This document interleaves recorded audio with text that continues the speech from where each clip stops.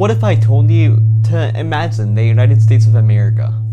What would most likely pop into your mind would be the continental United States, Alaska, and Hawaii, right? Well, you'd be wrong. This isn't the United States of America. This is.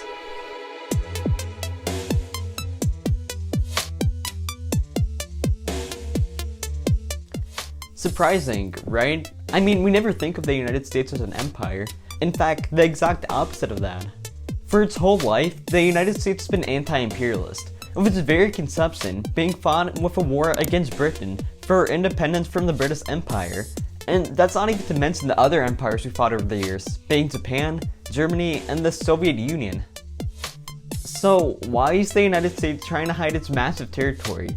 And is it really a modern-day empire? Those were the questions I asked myself, and after doing a bit of research, I think I finally found the answers. Okay, but what even is an empire? I mean, probably one of the first things you think of when you hear the word empire is the British Empire, because of just how powerful they were and how much pride they had in their own empire. I mean, they even had a holiday called Empire Day, but the United States is a bit different. We usually think that the term empire means a central state that rules over other subordinate colonies, but that isn't the full definition. Well, I mean, that's part of it, but it does include the other possessions or influences the empire might have. So, let's just say for this video that an empire is a large unit linked to a central power by direct or indirect rule. So, let's just break this down one piece at a time. And what better place to start than the definition everybody thinks of when they hear the word empire? Territories. Now the US has a good amount of them, and she started colonizing them way back in the 1850s. Once the US ran out of land to manifest destiny, she learned from the best and started colonizing a bunch of small islands on the Pacific. So, you know how during this time, the Industrial Revolution was in full swing in most parts of the Western world, and America wasn't an exception. It witnessed a never before seen migration of farmers to the city to work industrial jobs. That's fine and all, but now there's an increased demand in food with fewer farmers.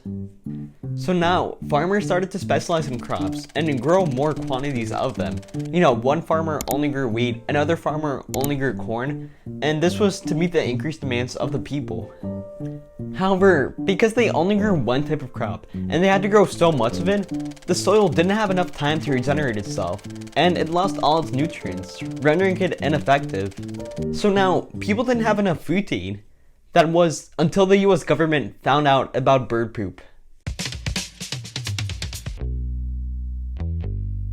Bird poop is filled with nutrients that the soil needs to regenerate itself. You can think of it as a kind of fertilizer that farmers needed to regenerate the soil. But the only problem was that there is no place to find these deposits of bird poop in any of the land that the United States had.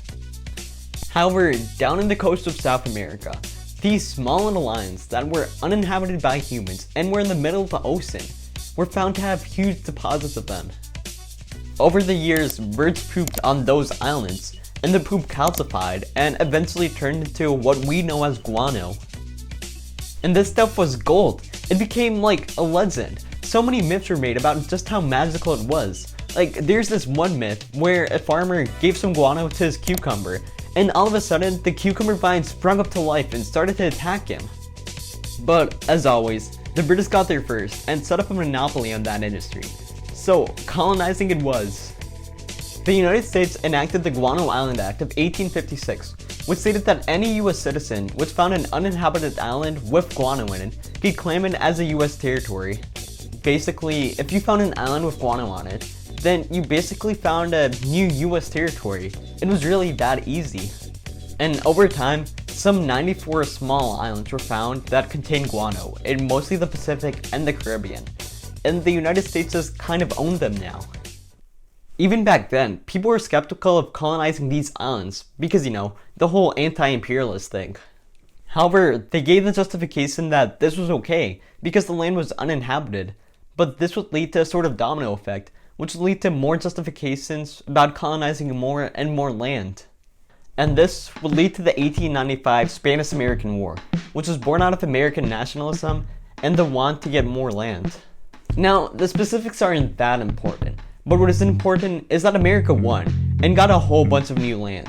When they won, Spain ceded their entire overseas territory, being the Philippines, Cuba, Puerto Rico, and Guam. And then America just took Hawaii, American Samoa, and Wake Island for the hell of it. Then, a couple years later, they fought in this war called World War II against the Japanese, where they completely obliterated them and took the Northern Mariana Islands just to rub it to them. And during this time, the United States was a master of bargain shopping. They bought Alaska from Russia and the US Virgin Islands from the Dutch West Indies for a steal and profited immensely out these new territories. And when America was totally peacefully annexing Hawaii, they just took the Palmyra Atoll for the hell of it. And those are all the US territories, or at least what it once was. You see, the US ceded many of its territories, like it gave independence to the Philippines and Cuba, and most of the islands from the Guano Island Act were either forgotten about or ceded, except for 7. Oh, and in case you're wondering what these 7 islands are, they're Johnson Atoll, Midway Atoll, Kingman Reef, Baker Island, Holland Island, Jarvis Island, and Nassau Island, which is also claimed by Haiti, but the US Fish and Wildlife Service basically controls it. So I mean, it's like basically the United States, in case you were wondering. And these are all the 14 territories that make up the entire United States of America. Now, there's some messy stuff, as always. Washington DC, the Native American reservations. Are these territories or not? And we, of course, can't forget about these cool little things called Compacts of Free Association, which include Palau, the Marshall Islands, and the Federated State of Micronesia. Basically, in exchange for economic development, these states give access to the United States to build military bases there, and US citizens can go to these Compacts of Free Association and vice versa. But these are a whole nother can of worms for another day.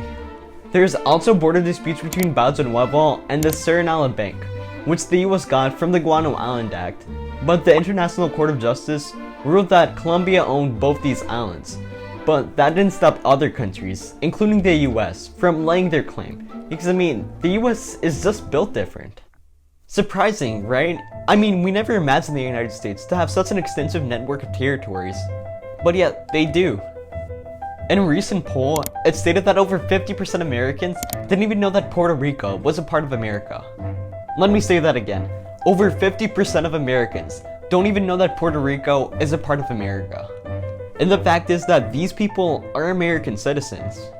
If you go there, you're not going to see people speaking their native language and following their own traditions, but through and through, an American state.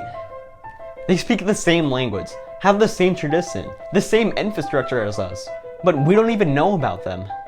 We think that having territories in the age where empires are obsolete is preposterous, but yet we fail to overlook America. And that isn't even factoring in the military bases. But to the guys and gals of the Fifth Army in Italy, it's Penny and Hope and Toscanini. It's the way the Army brings the touch of home to Italy. We think that overseas military bases are common and that most nations have them, but that isn't even close to the case.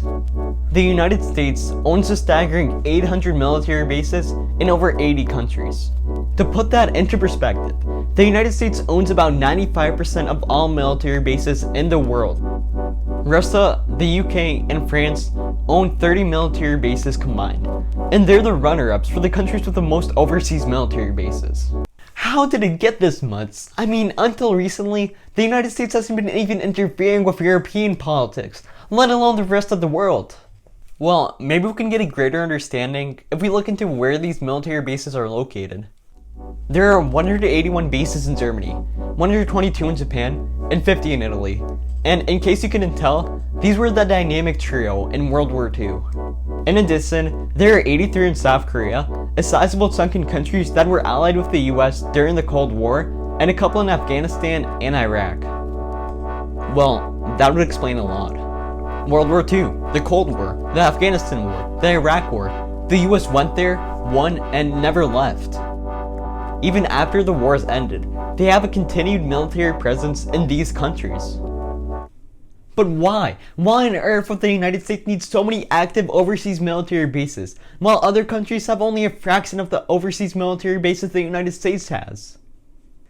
Well, it's because he has to. America is bound by treaty to protect 25% of humanity. Yeah, that's right, let me say it again. America is obliged to protect 25% of humanity, no questions asked. To put that into perspective, the British Empire at its height was only obliged to protect 23% of humanity. The US is bound to protect all of the Americas, except for Cuba and Venezuela, because the whole communism thing. In the Pacific, she is bound to protect Australia and New Zealand, and has a series of 4 bilateral defense treaties with Israel, Japan, South Korea, and Taiwan. And that's not even to mention the US's biggest treaty, which binds her to protect all of Western Europe and some of Eastern Europe through NATO. And that's not even taking into account some of its obligations in Northern Africa, the Middle East, and Southeast Asia. From bases as small as landing strips to as big as full-blown military compounds, the United States has some 800 military bases in some 80 plus countries, ready to protect its interests at a moment's notice. If a rebellion breaks out, they can squash it. If a civil war breaks out, they can support their interests. If a war breaks out, they can end it. And this is also how the United States has so much power financially. The US currency is the primary one in the World Bank, and that's because the United States has the biggest economy in the world, if only China even coming close to it. Anywhere you go, you can easily transfer the official currency into the US dollar, due in large parts to the US presence in so many different countries around the world. That's why sanctions are so powerful, is because the US currency is the primary one in the world. This is used to basically stop trade with one nation, because if any nation tries to trade with that country, then the US will punish them economically. This is why currently Iran is cooperating to revive the Iran nuclear deal, because even though nukes would be pretty awesome, the sanctions are crippling their economy. After the Cold War, the US embraced its role of being the only major superpower in the world and watching over the world's affairs. With that role came an increase in military and economic supervision in the world, so their will could be brought to action. This is how they created an empire and are redefining the term empire. This isn't something like the Mongol or even the British Empire, but a new type of empire which is able to control the will of the world at a moment's notice. In fact, the US has gotten so good at it that nobody even knows of this. People don't realize the global reach of the United States, and maybe that's why it's lasted for as long as it has. People see the United States as the land of anti-imperialism and patriotism, not the land of empire and colonialism. That's why the US hides its empire. It's because it's not its identity. In a world where empires are condemned, would this empire have survived for so long if everybody knew about it? Because the problem with empire is that there's a hierarchical system between the colonizer and the subject. The subject is treated as less equal, not even a citizen, but a foreigner. And this is even true for America. I mean, you remember Pearl Harbor, right? One of the days of infamy in American history, where Japan bombed Pearl Harbor and Hawaii. They also bombed the Philippines, Guam, Wake Island, and Midway Island, but they never get talked about. Even though they're part of the US, they're treated as less equal.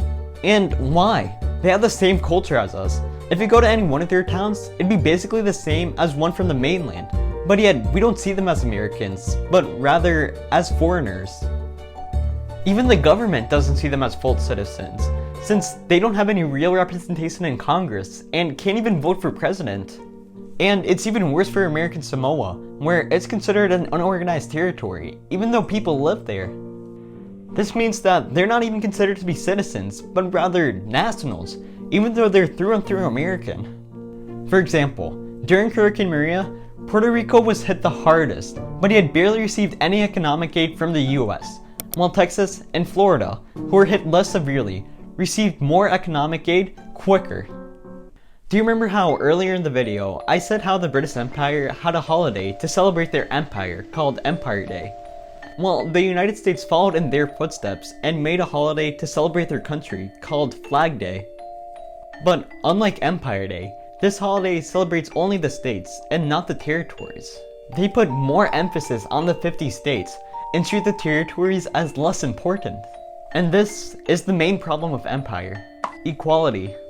Now, there are two types of camps in this debate: those who believe that empire is immoral, and those who believe that imperialism is good only if the subject is treated as equal. Now, I'm not here to say my side, but it is imperative that we find a solution that benefits everyone, one way or another.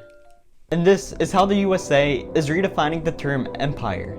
It created a global network, one never before seen to this scale, and now basically controls the world to its will. Will the United States be able to maintain its footing with China on the rise? Maybe, maybe not, but it definitely won't be the last of its kind, and that is why it's so important to find a solution to equality in empire. Thank you for watching, and as always, stay thinking.